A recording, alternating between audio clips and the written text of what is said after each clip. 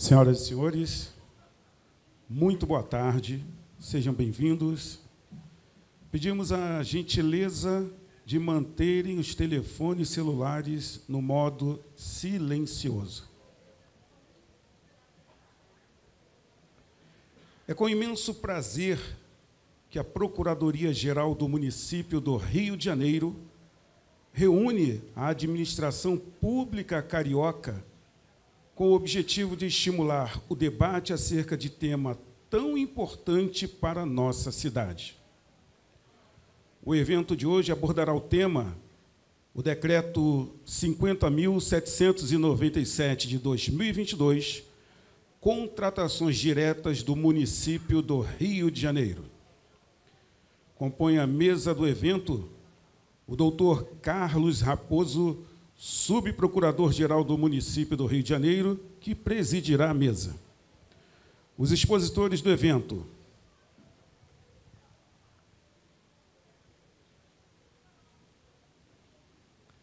doutor Rafael Oliveira, procurador e diretor do Centro de Estudos da Procuradoria-Geral do município. Doutora Fernanda Averbug, procuradora do município. Doutora Rafaele Costa, procuradora do município.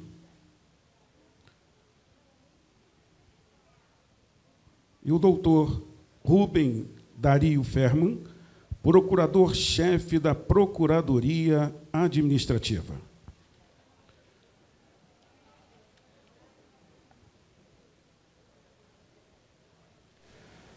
Ao término de todas as apresentações, abriremos espaço para debate, onde as perguntas deverão ser encaminhadas por escrito no formulário fornecido na entrada do evento, contendo nome e órgão. Não se preocupem que a equipe de organização se encarregará de recolher as perguntas e repassá-las à mesa. Acusamos a presença de integrantes de diversos órgãos da esfera municipal: Gabinete do Prefeito, Sete Rio, CGM, Conlurb, Guarda Municipal, Investe Rio, Iplan Rio, PGM, Prev Rio, Rio Águas, Rio Filme, Rio Luz, Rio Zou, Seconserva, Segov, CEOP, SMAC, SMS, SME, SMH, SMI, SMPU, SMS, SMTC, SMTE e SMTR. Neste momento, convido o doutor Carlos Raposo, subprocurador-geral, a fazer uso da palavra.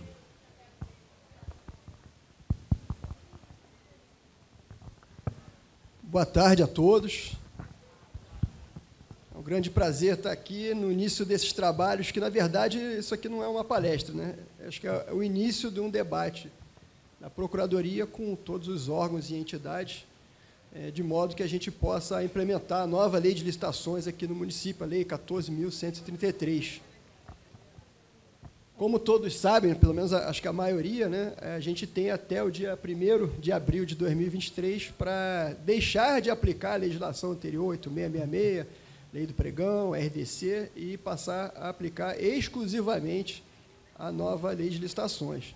E, para isso, foi criada uma comissão na Procuradoria, né, os representantes dessa comissão estão aqui presentes, né, o doutor Rubem, chefe da PADM, o doutor Rafael Oliveira, eu, a doutora Fernanda, e, recentemente, né, com o ingresso da doutora Rafaele, a procuradora do município recém-concursada, que está exclusiva nessa tarefa, né? Todos temos as nossas atribuições diárias, né, e ela está com a atribuição exclusiva de nos ajudar a regulamentar, não só minutar os decretos, as minutas padrão de licitação e contratos.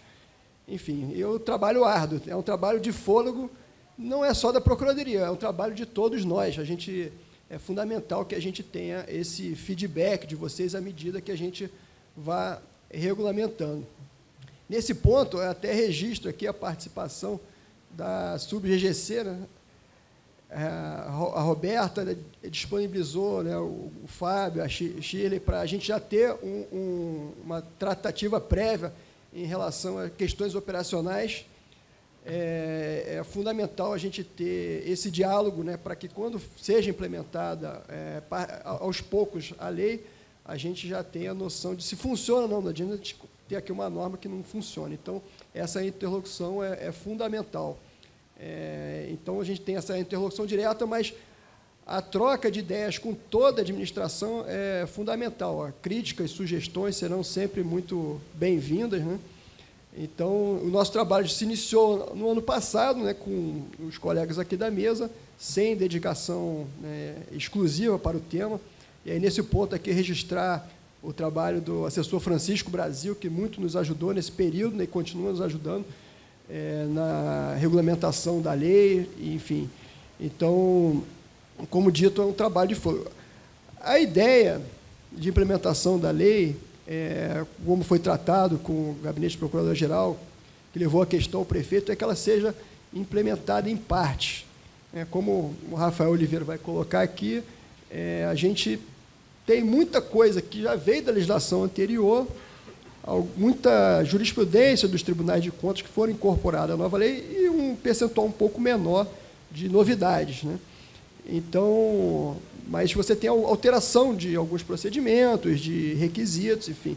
Então, para que isso se dê de forma suave, sem atropelos, né, e solavancos, a ideia é que essa implementação seja feita de forma paulatina. Para tal, o prefeito editou um decreto suspendendo a aplicação, porque, a rigor, qualquer secretaria já podia, a partir da nova lei, já aplicá-la, principalmente nas contratações diretas, né, que é um dos pontos mais sensíveis. Então, de forma a organizar a atuação do município, se optou por fazer a implementação paulatina e de forma concomitante em todos os órgãos e entidades da administração. E esse aqui é o primeiro momento, né? Nós vamos ter, a nossa ideia é ter vários decretos sobre vários eventos, né? O evento atual, o decreto 5797, seria em relação às contratações diretas. Teremos um momento para o pregão, o registro de preços, depois a concorrência, e por aí, daí em diante, até que a gente tenha toda a lei regulamentada. Para vocês terem uma ideia, são mais de 40 pontos a serem regulamentados, né, todas as minutas novas, né?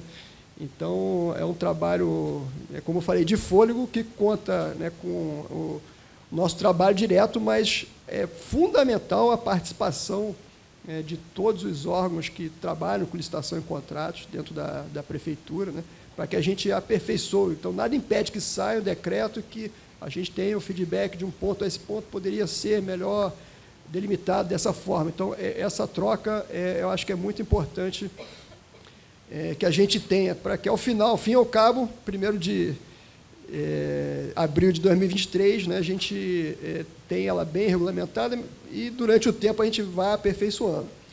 Bom, a nossa exposição aqui será feita da seguinte forma: essas breves palavras iniciais, né, minhas. No segundo momento aqui, a gente vai passar a palavra para o doutor Rafael, que vai explicar um pouco sobre a nova lei. Eu acredito que a maioria já tenha lido, né? E acho que ele vai apontar aqui algumas questões importantes, os pontos mais sensíveis, né? Depois, a doutora Rafael vai fazer um decreto 5797. Houve um movimento muito grande aí da administração para que a gente acelerasse as contratações diretas, que elas têm um valor um pouco maior na nova lei, né? Então, eu acho que gera algum tipo de facilidade administrativa, mas não se engane que tem também algumas questões burocráticas que a gente tem que tratar também, né? Então, a gente vai fazer essa exposição. Nós já identificamos, né, como foi uma coisa que a gente teve que fazer para entregar de forma célere, alguns pontos que a gente já identificou que a gente vai ter que retificar, mas nada impede também que depois vocês nos passem sugestões, enfim.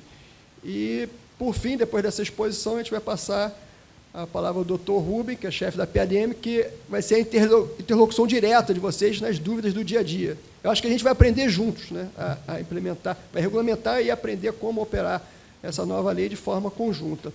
E, por fim, a gente vai abrir aqui para algumas perguntas por escrito.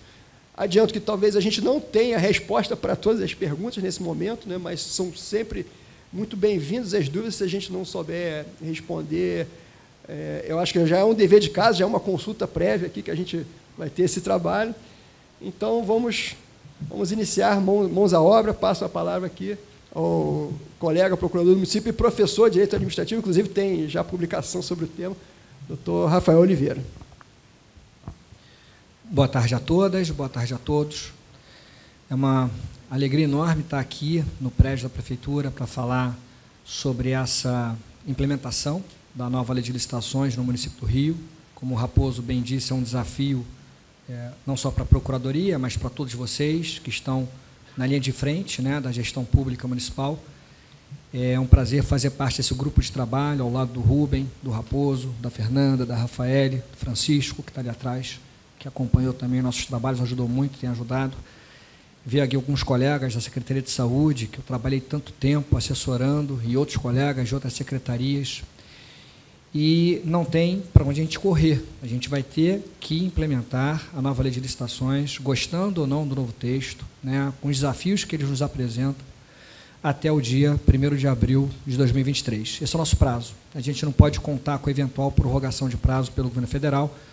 A gente tem que trabalhar com o prazo real que existe hoje. E acho que esse é um primeiro passo, então, que nós estamos dando, com o decreto 50.797 de 2022, para a gente já começar a tratar dessa aplicação paulatina da nova lei no município do Rio de Janeiro, assim como já tem feito alguns entes federativos, porque todos os entes federados hoje têm esse desafio à sua frente. Não dá para ficar esperando a União Federal trazer os seus regulamentos para a gente copiar o regulamento federal. A gente tem que trazer o nosso regulamento com a nossa cara. A gente tem essa autonomia para fazer isso. E, para essa minha fala, que é bem resumida, eu queria trazer uma visão geral da nova lei de licitações, para depois os meus colegas falarem especificamente do decreto. Bom, em relação à nova lei, ela é uma lei bastante extensa, é uma lei que tem 194 artigos, é basicamente um código de contratação pública, apesar de não ter esse nome, e essa lei ela vai substituir as leis que nós estávamos acostumados a lidar no dia a dia. Ela vai revogar integralmente a Lei 8666, de 93, integralmente a Lei do Pregão, certamente o pregão é a realidade para a maioria de vocês, e a Lei do RDC, que talvez não traga tanto impacto para a maioria das secretarias, porque poucas utilizavam a Lei do RDC. Mas a gente tem, então, esse prazo até 2023 para revogar essas leis, e até lá a gente tem um período de experimentação, um período para fazer a transição do regime anterior para esse novo regime instituído pela Lei 14.133. Bom, e aí curioso, né, porque a nova lei ela já era aguardada há bastante tempo. Eu costumo dizer que desde que a Lei 8666 de 93 nasceram as críticas à Lei 866 e as tentativas de mudança. Então, há muito tempo nós temos projetos legislativos para alterar a Lei 866, para revogá-la, eles não saíam do papel. Curioso que foi sair do papel no meio de uma pandemia, no dia 1º de abril, dia da mentira. Então, eu me lembro que quando foi publicado o texto e eu tomei ciência, eu pensei que era alguma pegadinha, alguma brincadeira de um colega, e estava lá a lei, realmente, nasceu no dia da mentira, com essa curiosidade, mas eu costumo dizer que é melhor nascer no dia da mentira do que ter 666 na sua numeração. Mas, brincadeiras à parte, o fato é que essa lei é uma realidade que vai se impor daqui a pouco para a gente. E o que ela tem no seu conteúdo? Na época em que nós tínhamos um projeto de lei sendo votado ainda no Congresso, projeto de lei que deu origem à nova lei de licitações, eu escrevi um pequeno artigo dizendo que a futura nova lei de licitações, ela seria, em grande medida, um museu de novidades. Para usar a expressão do poeta Cazuza, de que o futuro repete o passado, eu disse que a nova lei de licitações ela tem muito daquilo que nós conhecemos. Isso não quer dizer que ela não tenha novidades, ela tem muitas novidades, mas ela guarda muito daquilo que nós já conhecemos no dia a dia. Vocês vão perceber no texto da nova lei uma grande inspiração na Lei do Pregão. Aliás, em relação ao pregão, essa modalidade ela é pouco alterada na Lei 14.133, e como eu disse, né, o pregão talvez represente aí 80%, 90% das licitações que vocês fazem nas secretarias, pelo menos como regra geral, acho que o pregão é o que vai trazer um impacto mais imediato. Enfim, em relação ao pregão, pouco muda. Né? A nova lei de licitação, ela incorpora aquilo que a lei do pregão já trazia, a lei 10.520, especialmente em relação ao rito procedimental, que, aliás, vai virar o rito procedimental não só para o pregão, mas para todas as demais modalidades de licitação. Aquela ideia de você fazer primeiro o julgamento e depois a habilitação, que era típica do pregão e estranha para a Lei 8.666, agora vai virar regra, seja na concorrência, seja no pregão, seja nas demais modalidades, você vai ter o julgamento antes da habilitação, que é muito mais eficiente. Então, é só para demonstrar que essa é uma tendência trazida pela Lei do Pregão, que vai se incorporar agora como regra na nova Lei de Licitações. Não só isso, a nova Lei de Licitação, ela busca inspiração também na própria Lei do RDC. A Lei do RDC trazia, por exemplo, a possibilidade do sigilo do orçamento. Na verdade, eu chamo de publicidade diferida no tempo, porque você tem um sigilo do orçamento para os licitantes, esse sigilo não é oponível aos órgãos de controle, mas é um sigilo do orçamento que só vai ser, então, publicizado depois que você já ter o resultado ali do vencedor, para que o orçamento que vocês encontraram na pesquisa lá de mercado não influencie as propostas dos licitantes. Isso estava na lei do RDC, isso era sugestão da OCDE, no âmbito do direito comparado, e agora vai virar uma possibilidade para qualquer outra modalidade de licitação na nova lei.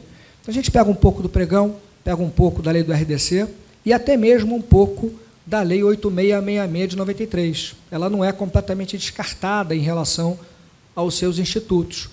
Quando você compara esses casos de contratação direta sem licitação, que o decreto vai tratar, o decreto 50.797, e que estão lá previstos, né, nos artigos 74 e 75, especialmente da Lei 14.133, de 2021, muitas hipóteses ali colocadas de contratação direta já estavam colocadas na Lei 8.666, mas muitas foram adaptadas, muitas foram também, digamos assim, submetidas a uma inovação, especialmente quando você pensa, por exemplo, olho para a Secretaria de Saúde, eu já penso nos contratos emergenciais, né? O prazo mudou, não é mais 6 meses, vai ser de 1 ano, e você não pode recontratar a mesma empresa que já foi contratada emergencialmente. São algumas novidades aí que vão impactar na realidade, no dia a dia, mas eu já tenho uma visão crítica em relação a algumas dessas previsões, acho que não vem ao caso aqui agora. O fato é que nós temos algumas adaptações, algumas novidades, mas muita repetição também daquilo que já era encontrado na legislação anterior. Então, nesse sentido, é que eu brincava falando ali de museu de novidades, porque a nossa lei nova, ela repete alguma coisa que já era encontrada na legislação e também incorpora jurisprudência de Tribunal de Contas. Então, grande parte dos entendimentos do TCU estão agora colocados na nova lei de licitação. Um exemplo em relação ao pregão é a previsão expressa na lei agora de que pode fazer pregão para serviço comum de engenharia e não pode fazer pregão para obra, que é uma questão super polêmica, sempre traz polêmicas no dia a dia. Você já tinha essa previsão no Decreto Federal de Pregão, não era uma previsão expressa na lei de pregão, mas agora aparece na nova lei de licitações, porque era a jurisprudência do TCU, inclusive lá consolidada na súmula 257. Então, a gente tem muito também da jurisprudência do TCU. Então, é nesse ponto que nós temos ali o que eu chamei de museu de novidades, numa expressão aqui para a gente lembrar da música lá do Cazuza. Não é, portanto, uma lei disruptiva. Ela não é uma lei que rompe completamente com o passado, ela incorpora muitas experiências que deram certo, algumas até polêmicas, mas incorpora muitas dessas experiências e traz também algumas inovações. Eu acho que uma grande inovação que a gente pode destacar é o diálogo competitivo, como modalidade nova de licitação, inspirada no direito europeu, mas eu acho que para o dia a dia das secretarias o diálogo competitivo não vai ser uma realidade. O diálogo competitivo vai ser utilizado muito excepcionalmente para contratações mais complexas em que vocês da secretaria não terão condições de, a priori, definirem o que vocês precisam para resolver um problema.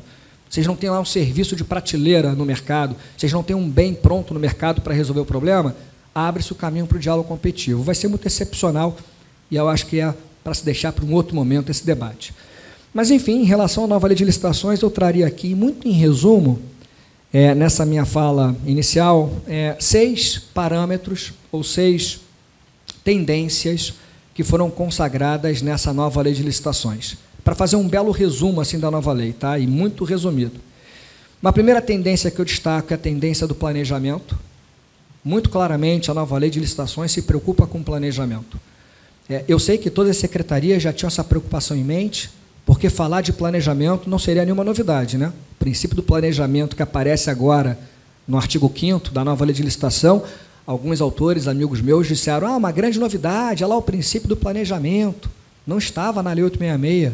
É novidade nenhuma.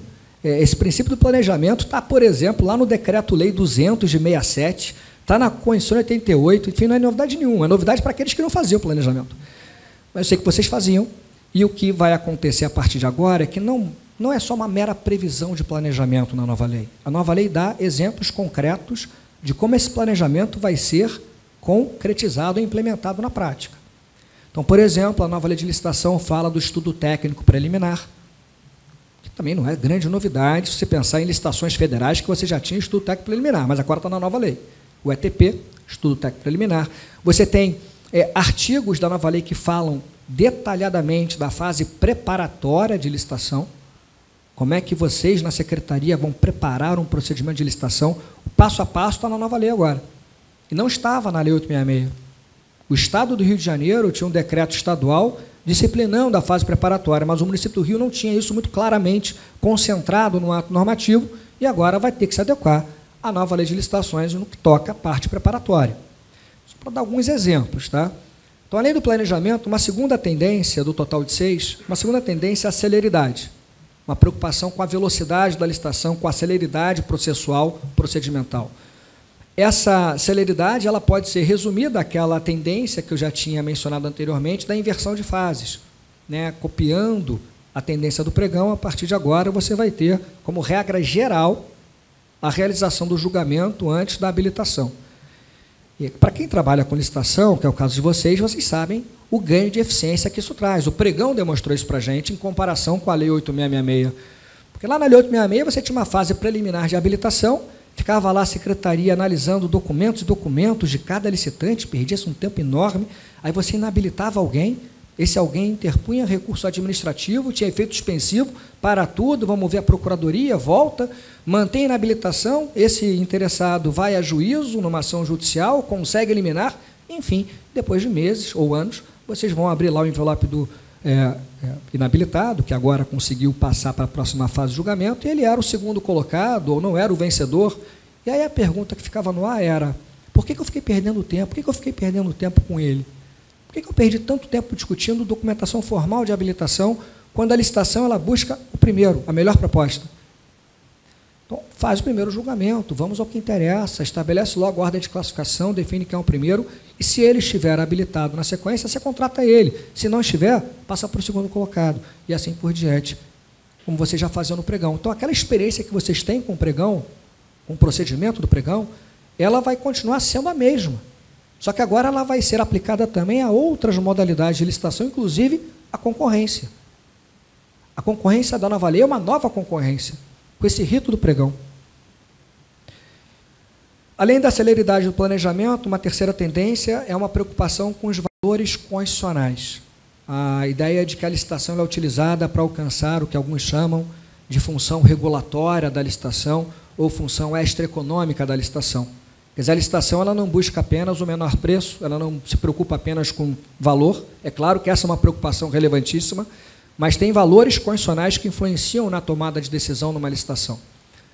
E aí uma novidade, poderia mencionar aqui vários exemplos, tá? Mas uma novidade importante é que no âmbito da lei 8666, por exemplo, nós tínhamos aquela previsão de margem de preferência para empresas que tinham empregados portadores de deficiência.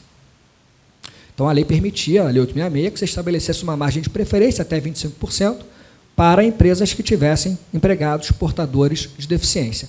Primeiro ponto, ter empregados portadores de deficiência é uma obrigação que decorre da legislação. Tem uma outra legislação específica que determina isso. A lei 866, a partir daquela legislação específica, dizia, olha, se você não cumpre isso, isso é um problema.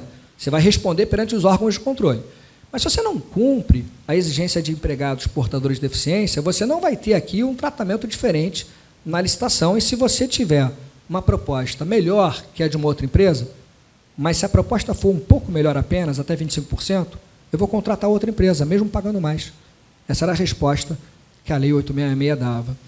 Isso mudou com a nova lei. A nova lei ela traz uma preocupação mais incisiva com a função regulatória da licitação, e nesse ponto, em relação aos empregados portadores de deficiência, não é mais uma margem de preferência, agora é uma condição para a contratação. A partir de agora, com a nova lei, se uma empresa não tiver a demonstração de que cumpre com o número mínimo de empregados portadores de deficiência, ela não pode ser contratada pelo poder público. Então, essa é uma exigência agora literal da nova lei, diferente daquela margem de preferência que era trazida na Lei 866. Sem contar outros exemplos que dependem ainda de regulamentação, tá? Tem uma previsão na nova lei que admite que o edital de licitação preveja que a empresa contratada pelo poder público tenha que ter nos seus quadros um número mínimo de empregados ou empregadas, mulheres vítimas de violência doméstica ou pessoas egressas do sistema prisional. Uma novidade em relação à Lei 866, mas essa aí depende de regulamento.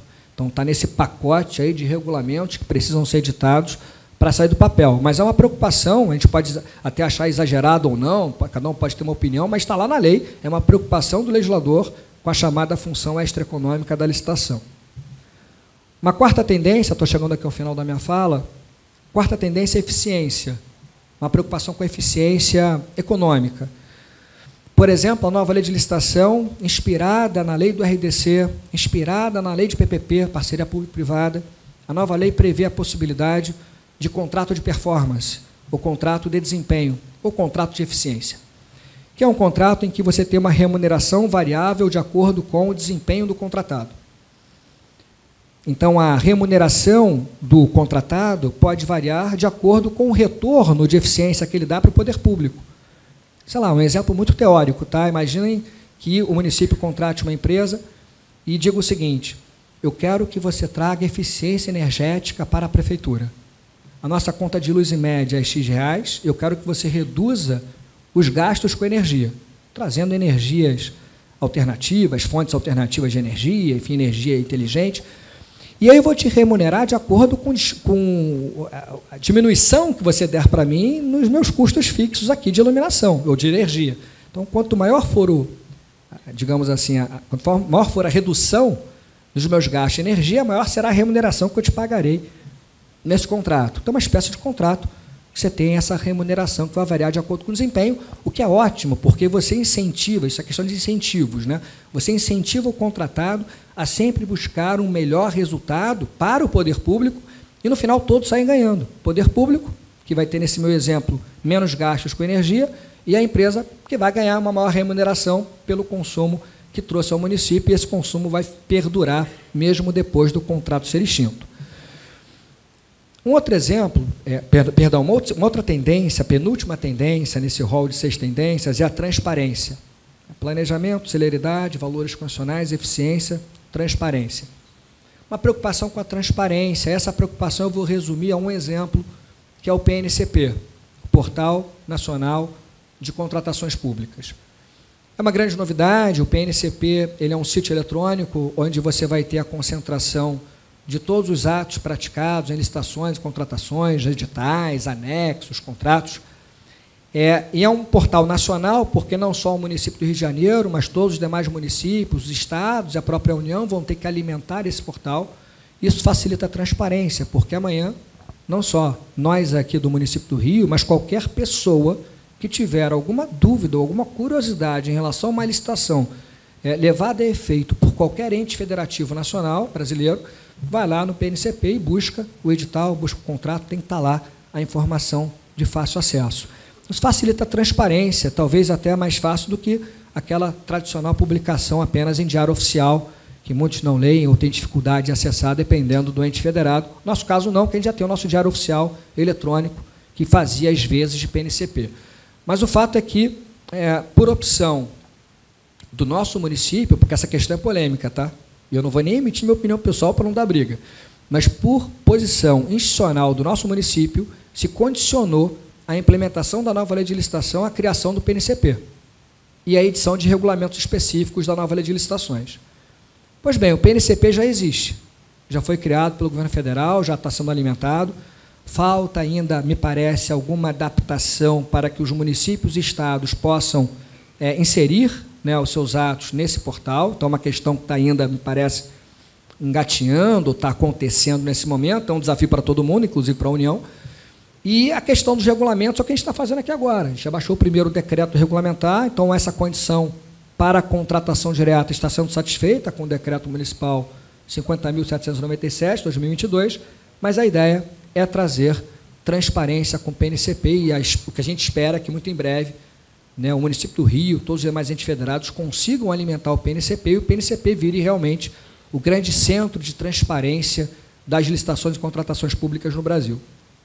E, por fim, e não menos importante, uma sexta tendência é a tendência para fechar da governança pública, da integridade nas contratações públicas. A nova lei de licitação ela se preocupa com a integridade, com a governança em vários momentos. Né? Quando, por exemplo, define lá o que é contrato de grande vulto, inicialmente seria acima de 200 milhões de reais, mas já teve decreto federal atualizando o valor, né? Está 200 e alguma coisa milhões de reais. Para contratações de grande vulto, o poder público tem que exigir da empresa a criação de programa de integridade. E se a empresa não criar, sanciona essa empresa e extingue o contrato. Então, vai ser uma obrigatoriedade para as contratações de grande vulto, acima de 200 e pouquinhos milhões de reais, que esse valor foi atualizado recentemente, que elas criem programas de integridade. Se não criarem, vão receber sanções e podem ter o seu contrato extinto antes da hora. Aliás, uma curiosidade é que esse é um dos exemplos raros de experimentalismo de baixo para cima. A gente está acostumado, na nossa federação, com a União Federal impondo as suas experiências goela abaixo dos estados e municípios. Mas esse caso da integridade é um exemplo que inicia no estado do Rio de Janeiro. O estado do Rio de Janeiro foi o primeiro estado, primeiro ente da federação a exigir a criação de programa de integridade para contratações de maior vulto econômico. E essa lei do estado do Rio de Janeiro depois virou exemplo para Distrito Federal e outros estados, outros entes federados também exigirem programas de integridade. Agora está na lei nacional, na lei 14.133 de 2021. Tudo bem, para as grandes contratações, as empresas vão ser obrigadas a criar programas de integridade. Mas aí, Rafael, e para as demais contratações abaixo de 200 e poucos milhões de reais? Para as demais contratações, a lei não obriga a criação do programa de integridade, mas ela fomenta, ela incentiva. Por exemplo, dizendo que se houver empate entre empresas numa licitação, um dos critérios de desempate é em favor da empresa que tem programa de integridade. Se a outra não tiver, você contrata aquela que tem. Um outro exemplo é que a existência do programa de integridade vai ser um parâmetro para a aplicação de sanções. Então, um dos parâmetros ali do direito sancionador na licitação, você vai aplicar uma advertência, uma multa, um impedimento de licitar ou contratar, agora por até 3 anos, muda o prazo, uma declaração de inidoneidade, agora muda o prazo de 3 a 6 anos, você vai dosar a sanção, vocês da Secretaria, levando em conta uma série de parâmetros. Um parâmetro é a existência de programa de integridade, uma clara inspiração na lei que trata, a lei anticorrupção, a lei que trata de responsabilidade de pessoas jurídicas, serviu ali certamente de modelo. Enfim, tem outras normas da lei 14.133 que vão se preocupar com o programa de integridade. Essa é uma pauta muito importante do município do Rio de Janeiro, né? O município tem se preocupado bastante com a questão da integridade, não só nas contratações públicas, né, mas na atuação de todos nós, servidores municipais, e a nova lei de licitação ela não foge dessa tendência. Então, vejam, é muito difícil aqui resumir em alguns minutos uma lei de 194 artigos que vai mudar todo o regime jurídico de licitações e contratações, não só no município, mas em todo o território nacional. É um trabalho de contínuo aprendizado. Eu queria destacar que a PGM do Rio de Janeiro fez um dos primeiros cursos do Brasil sobre a nova lei de licitações. Eu falo de cadeira porque eu coordenei esse curso. Na época, eu fiz esse curso levando em conta o projeto de lei. E no meio do meu curso ali, do nosso curso, da Procuradoria, veio a lei 14.133. Então, metade do curso já foi com base na nova lei. E a outra metade com base no projeto de lei, para você ver como era pioneiro o curso. Para quem tiver interesse, está no site lá da PGM, melhor dizendo, está no canal do YouTube da PGM, todo esse curso para vocês assistirem. A PGE, nossa co-irmã, a PGE aqui do Rio de Janeiro, também fez um curso sobre a nova lei de licitações. Está lá no site do YouTube da PGE, tudo de graça, é só entrar e assistir. A AGU, a Advocacia Geral da União, já fez curso sobre a nova lei de licitações. Tive o prazer de ministrar palestras nesses cursos. Está lá de graça no site, no YouTube da AGU. O Ministério da Economia, que tem atuado na regulamentação de algumas questões, inclusive o PNCP, traz também alguns cursos gratuitos no seu canal do YouTube. Então, assim, independentemente das secretarias buscarem a qualificação formal dos seus servidores, que essa busca de qualificação vai ser constante para a gente, para vocês, para todos nós, vocês já podem hoje sair daqui e já podem assistir, né, de graça, com facilidade, no celular, em qualquer lugar, esses cursos gratuitos lá no YouTube, que são já cursos de referência em matéria de nova lei de licitações e contratos. Então, para aqueles que não têm ainda, né, esse conhecimento mais específico da nova lei, fica aí a dica de um material de fácil acesso para vocês se qualificarem, independentemente dos programas de capacitação que as secretarias vão ter que levar a efeito, que, aliás, é uma exigência da nova lei. Tá? O artigo 7º da nova lei não pede, não, ele exige que todos os agentes que trabalhem com licitações e contratações tenham conhecimento sobre o assunto, comprovado, inclusive, por certificações em programas de aperfeiçoamento, e lá até se fala em escola de governo. Tá? Então, uma preocupação que as secretarias têm que colocar já ali no radar. Era isso que eu tinha para falar para vocês. Eu queria mais uma vez agradecer e passar a palavra para a nossa colega Rafaele. Muito obrigado.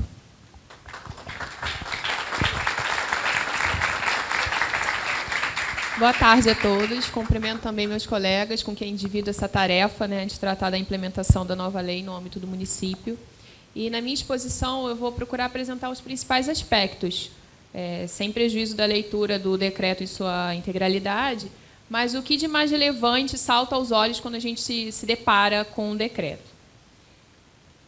E aqui, em primeiro lugar, propriamente o objeto. É nesse panorama em que nós vamos buscar uma implementação por assuntos, notadamente diante das demandas que as secretarias nos apresentam no dia a dia, o decreto 50797 procurou regulamentar a contratação direta no âmbito do município, na administração pública direta e indireta, e também trouxe as minutas padrão nesse assunto, que é uma novidade no município, para procurar facilitar o dia a dia, né, da contratação no âmbito das secretarias.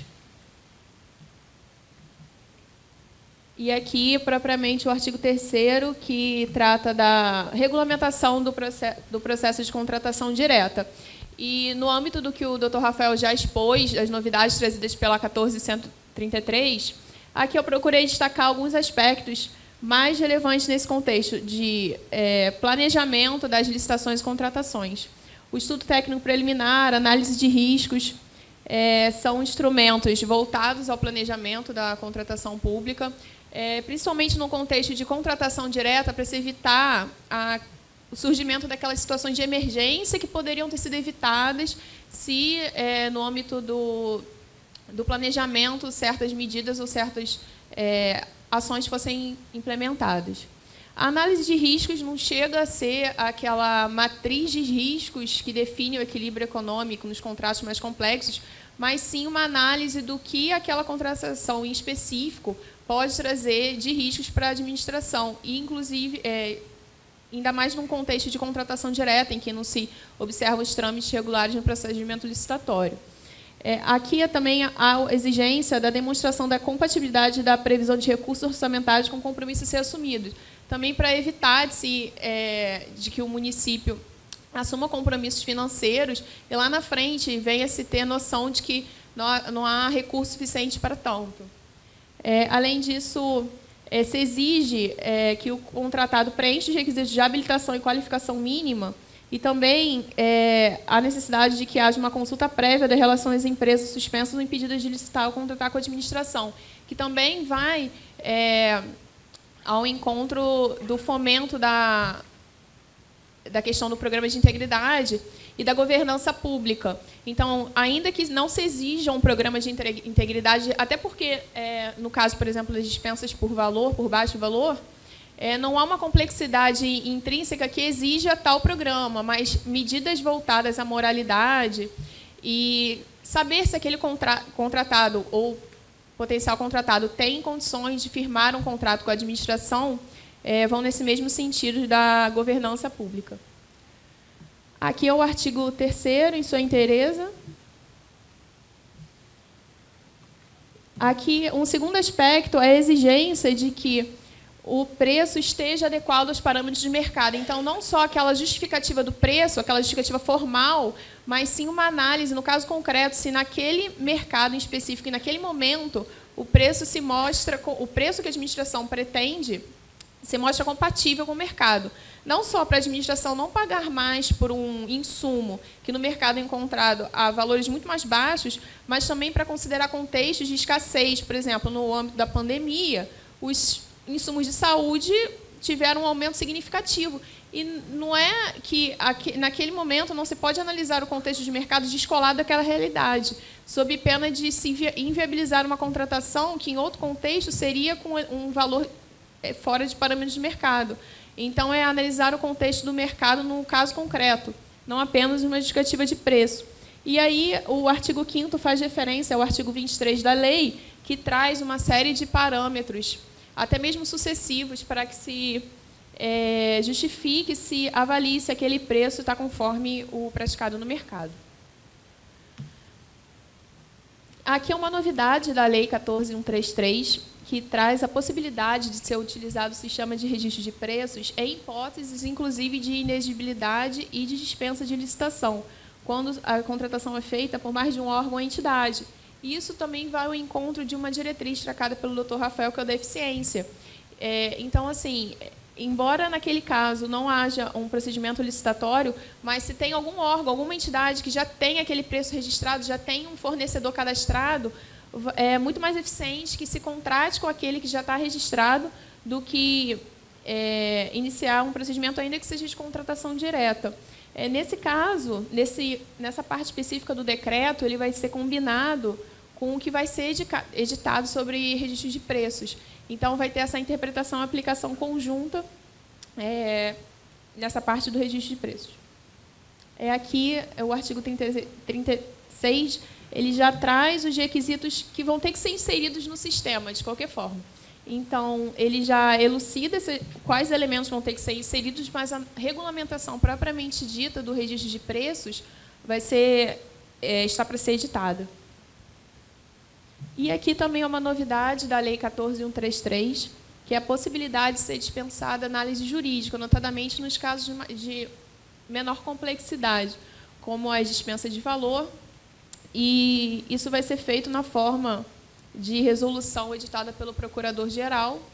E aí, nesses casos, o relatório de instrução processual mínimo ele vai suprir o parecer, tendo em vista que a contratação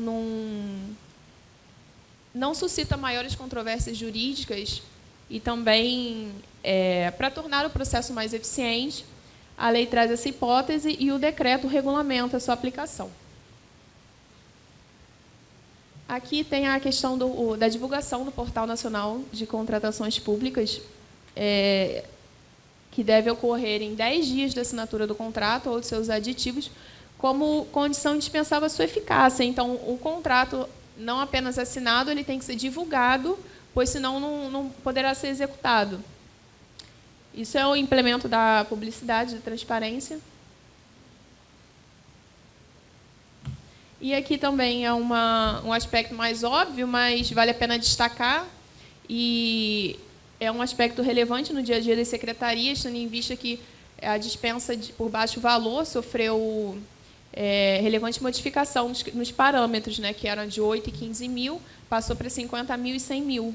Então, a partir da regulamentação trazida pelo decreto, já é possível se contratar, inclusive com dispensa de licitação por baixo valor, conforme os parâmetros trazidos pela 14.133.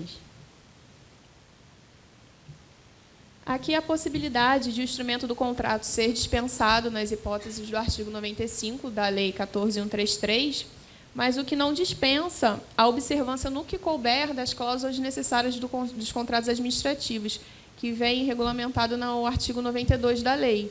Então, claro que não vão ser aplicadas todas as hipóteses, mas aquilo que for compatível se exige a observância do que a lei já traz. E aqui é o artigo 10 do decreto que traz essa regulamentação. O artigo 11, ele prestigia o que a própria Constituição já traz, que é a preferência para a contratação de micro e pequenas empresas ou microempreendedores individuais, na forma da Lei Complementar 123. Então, aqui é mais para consolidar, né, para a gente não esquecer que, na hora da contratação direta, principalmente por baixo valor, nós temos que prestigiar tanto a norma constitucional quanto o seu regulamento da Lei Complementar. E aqui é uma novidade bem significativa, trazida pelo artigo 12, é a adoção como regra do sistema de dispensa eletrônica. Então, a opção feita no decreto municipal é que, como regra, a dispensa tem que ser feita pelo procedimento de dispensa eletrônica.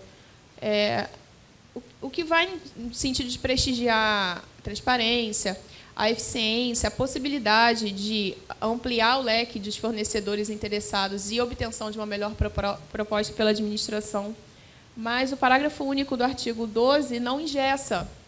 Então, há a possibilidade excepcional de uma justificativa razoável e suficiente de que, naquele caso concreto, o procedimento não se mostra compatível.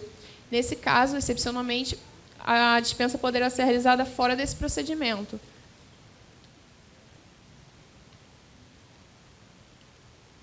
E aqui são os principais aspectos que esse procedimento procura prestigiar, né, que é o aumento da transparência, a publicidade e a ampliação do espectro de fornecedores e o cenário que facilita a obtenção de um preço melhor pela administração comparado à dispensa feita sem esse procedimento.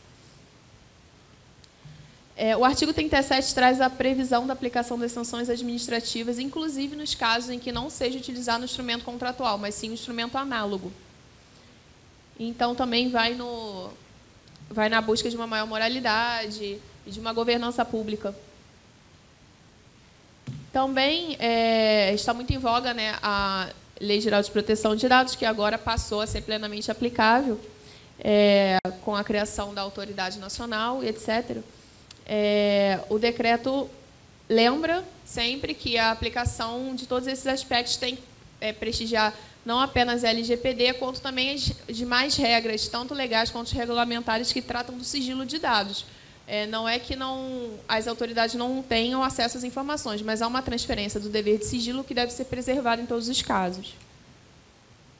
E aqui a vigência propriamente do decreto, que vai acontecer a partir de 30 dias contados de data de sua publicação. O decreto do dia 13 foi publicado no dia 16. Então, a partir do dia 16 de junho, as contratações diretas no município serão regidas pelo decreto 5797 e aquelas iniciadas e feitas com base na legislação antiga continuam regidas pelas normas regulamentares pertinentes. Não há propriamente uma revogação, mas sim a criação de 2 arcabouços jurídicos em que paulatinamente o novo vai substituir o antigo. E é isso, espero que tenha contribuído para elucidar, pelo menos, os principais aspectos. E, como meus colegas já anteciparam e falaram, trata-se de um processo paulatino, de um constante aprendizado, em que aspectos vão sendo aperfeiçoados, sugestões vão sendo trazidas, e em busca de uma melhor regulamentação municipal. Obrigada.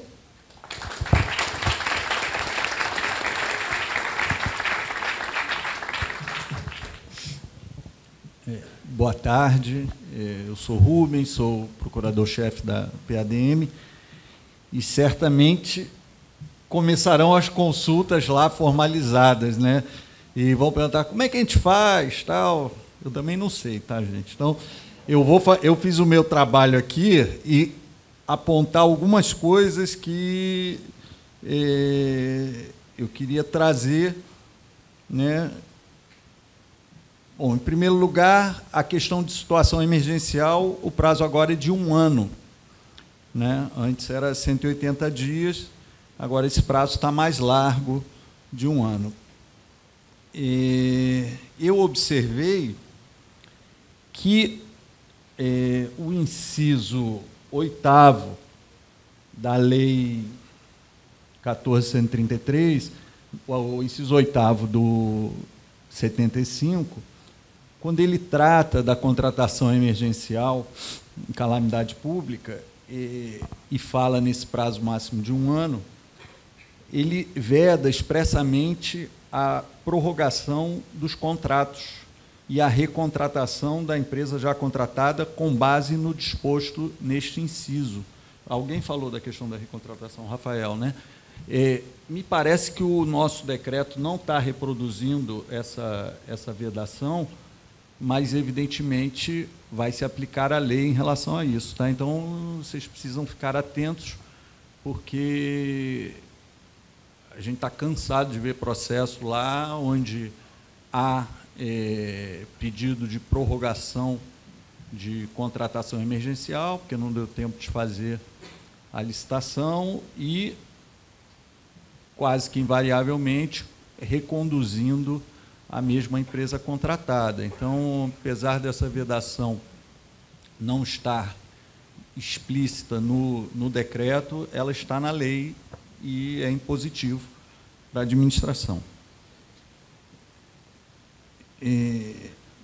Outra coisa que a gente vai observar, tá, gente? Isso foi um trabalho que, na verdade, eu queria começar, fiquei pensando aqui, parabenizando vocês, porque a Rafael entrou e conseguiu dar um gás enorme. A gente ficou lá na PADM quase uns 6 meses, né, Raposo, tentando avançar nas minutas, e chega uma hora que é muito difícil você compatibilizar, mas quando o Raposo foi para a Subprocuradoria-Geral e, em seguida, os novos colegas do 8º concurso entraram, né, isso foi um compromisso que ele tinha assumido de botar esse trabalho para andar, e realmente vocês estão de parabéns.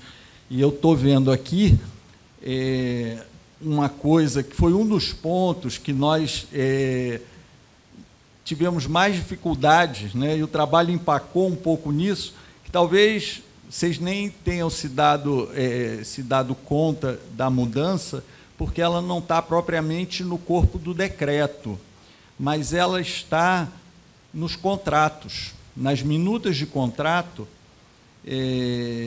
vocês vão poder perceber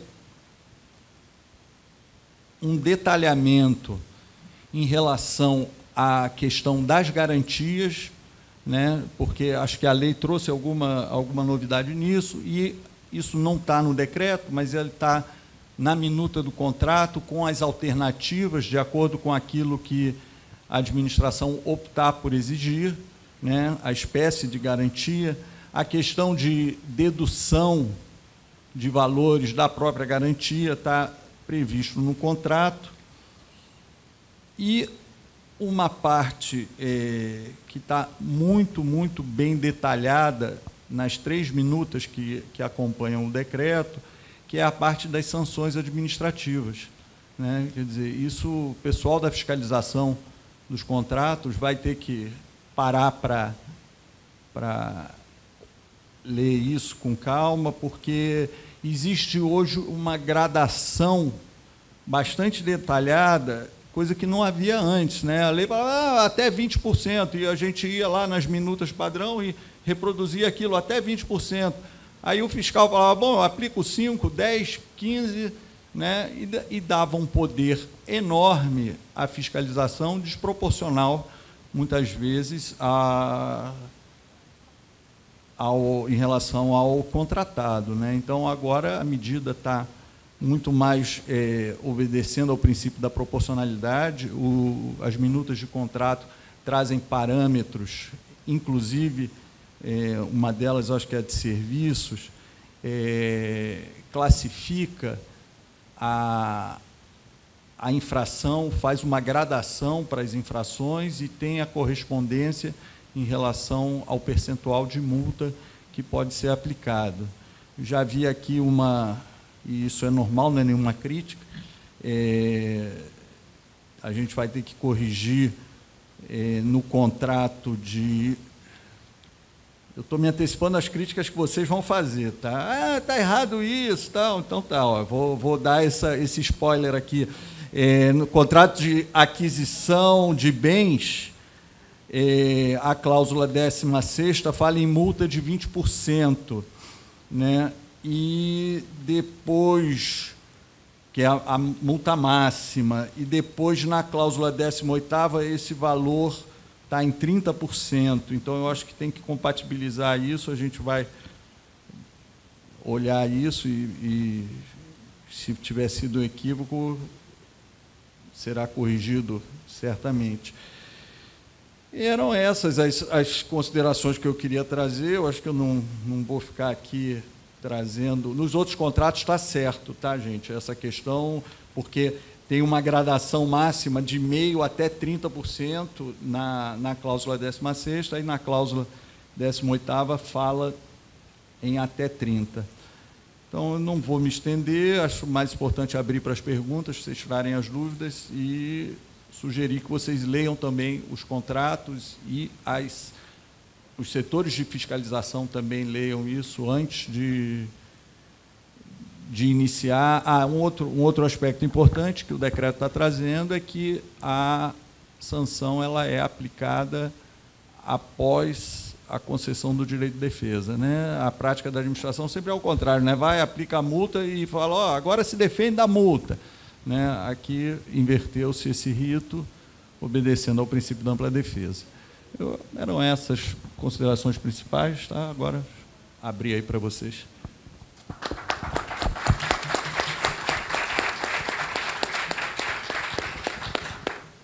Bom, obrigado, Rubem, obrigado, Rafael, obrigado, Rafael. Só queria pontuar aqui uma questão, né, que foi colocada por vocês, que é a regulamentação das contratações diretas. Você tem o decreto, né, com todas as normas específicas do procedimento interno e as minutas padrão, e ela será complementada por uma resolução, como colocado pela Rafael, uma resolução do Procurador-Geral, que já foi encaminhada para análise do Procurador-Geral, em relação aos relatórios de instituição processual mínima. Então, a gente vai ter um relatório de instituição processual mínima para as compras por dispensa de valor, um relatório para as contratações por inexigibilidade. Então, só complementando, já foi submetido ao Procurador-Geral uma minuta de resolução com os relatórios de instituição processual. Você vai ter uma para dispensa por valor, uma para inexigibilidade e uma para as demais dispensas, né, dos demais incisos, né? E, como colocado, o artigo 53 da nova lei permite que, em alguns casos, seja desnecessária a manifestação jurídica. Então, a gente encaminhou uma sugestão, né, que será aprovada pelo Procurador-Geral, que não será necessária a manifestação jurídica nas contratações por dispensa de valor. Bastaria que se preenchesse o relatório de instituição processual mínima. Caso de dúvida, pode ser submetido à Procuradoria. Mas a regra é que, pelo princípio da eficiência e celeridade, você não precisa submeter essas questões atinentes às contratações por dispensa de valor à Procuradoria.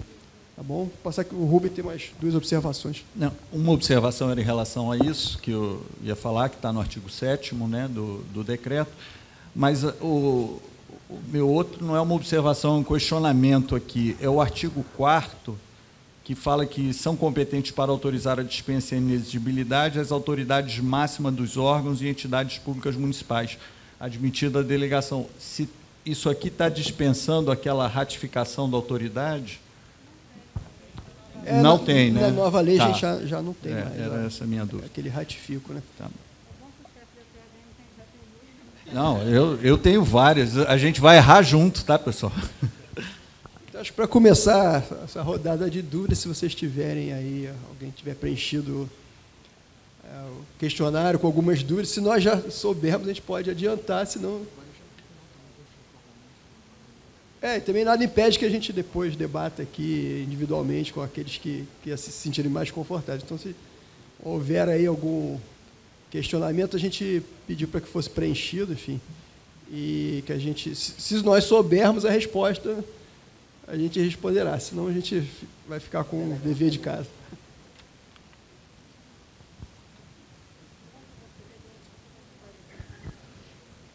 Só fazer um esclarecimento. A doutora Rafaele falou do procedimento de dispensa eletrônica. Só para esclarecer para vocês que esse procedimento é a publicação no portal durante 3 dias para verificação se existe uma proposta mais vantajosa. Pode parecer um pouco burocrático, mas eu acho que isso é um instrumento que vai dar mais segurança e mais legitimidade na contratação direta. Se aparecer uma proposta mais vantajosa, muito bem, a gente vai fazer uma contratação melhor. E se não aparecer, vai dar mais segurança e mais legitimidade para o gestor, que vai saber que a cotação que foi feita está correta, já está de acordo com o mercado, o portal tem uma ampla visibilidade. Então, eu acho que esse é um instrumento que, a princípio, pode gerar uma resistência nas secretarias, mas eu acho que, se vocês olharem pelo lado que ele vai dar mais conforto, mais segurança, mais legitimidade, ele pode ser bem usado e pode ser muito útil.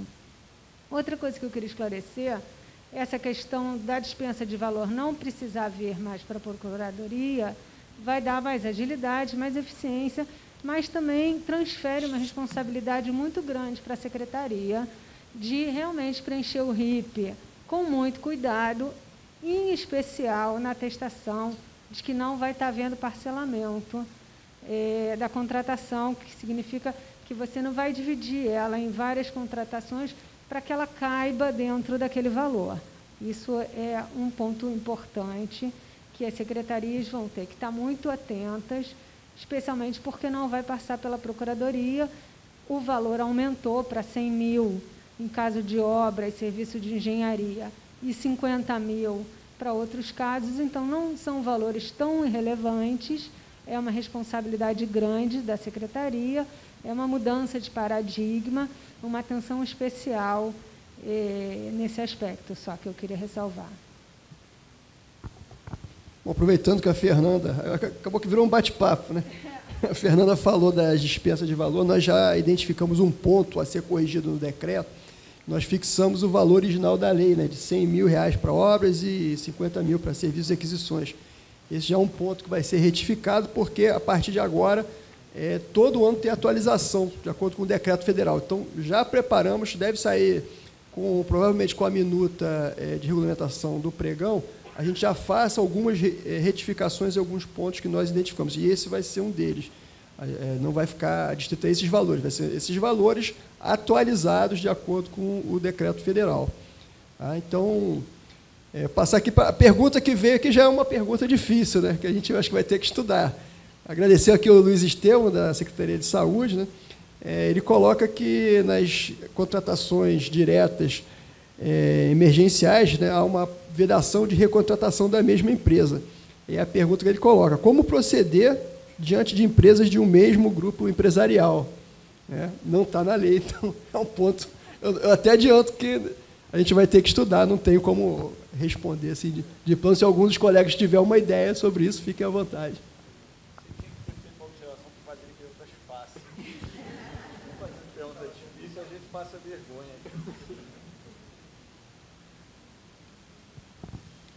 Tem mais alguma questão? Alguém? Estou vendo que as questões vão ser todas direcionadas à PADM, hein? Acho que amanhã vai ter uma fila. Recentemente teve alguma coisa do Tribunal de Contas referente a grupo empresarial e permitindo contratação.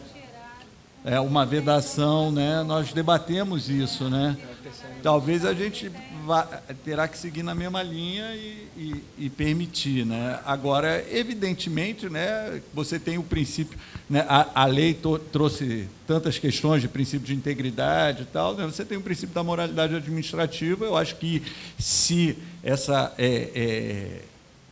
o grupo empresarial é constituído no intento justamente de fraudar o dispositivo legal, isso não pode ser aceito, mas aí caberá à administração demonstrar isso, né, para não ir contra a lei, né?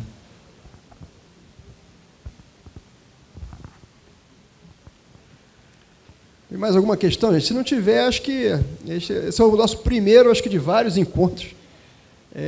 A gente terá cada decreto, né, uma apresentação breve, né? E, enfim, vamos estar à disposição no dia a dia para tirar as dúvidas lá na PADM, com cada procurador específico vinculado a cada secretaria, e com o Rubem coordenando ali, para a gente ter uma uniformidade de entendimentos.